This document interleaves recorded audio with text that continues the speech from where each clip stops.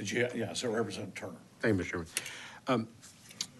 You started to talk a little bit in your testimony about what smuggling is and isn't, because we heard some previous testimony about, I think, from some law enforcement professionals who were here about, well, you can tell if someone's trying to conceal a passenger and that kind of thing, and they're laying down or under a blanket, things like that. So is it your testimony that that is not actually in the statute, that simply being a passenger, however the person is a passenger, whether that's sitting in the front seat, sitting in the back seat, et cetera, could be construed to be smuggling under the existing statute? Correct. So if the person uses a motor vehicle to transport an individual with the intent to conceal that individual from law enforcement. So noticeably, nothing about actually concealing the individual. In fact, nothing about the person in your car's documentation status or immigration status at all. It's really a thought crime. If you're driving with a person in your car and you have an intent to conceal that person from law enforcement, then you're smuggling under 20.05A1A. It's a very broad statute, and that doesn't even get me to the other portion of the statute, which is 20.05 A2, which is what I believe would also be subject employers. Anybody that has a nanny or anybody in their home clearly would fall under this provision of the smuggling statute and be subject to the 10 or 15-year mandatory minimum, 100%. Okay.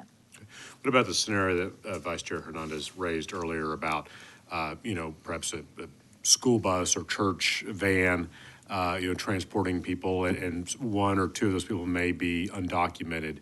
Could that potentially get ensnared in this Absolutely. Again, does that driver have the intent to conceal a passenger from law enforcement? And for whatever reason, the person might have a warrant, that person might be undocumented for whatever reason. If they believe that you had an intent to conceal, that is absolutely smuggling. Daycare drivers, church bus drivers, 100%. And you talked about the punishment ranges in existing law. Can you go over those again? What are the ranges currently? Yes, sir. So under the current statute, 20.05 is a third degree if you have the intent to conceal. It is a second degree and punishable by 2 to 10 years in prison. It is a second degree if you flee. So if you have the person in your vehicle and you're fleeing, so that raises it to a second degree, 2 to 20. And I've heard them talk about some repeat offenders.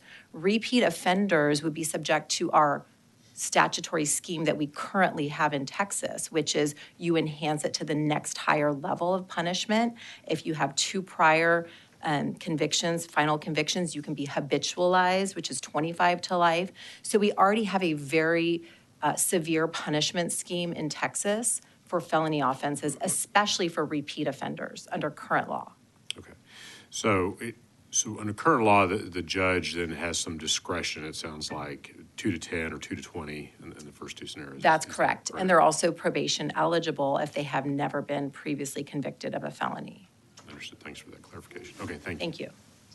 Thank you very much. Thank you. Appreciate it.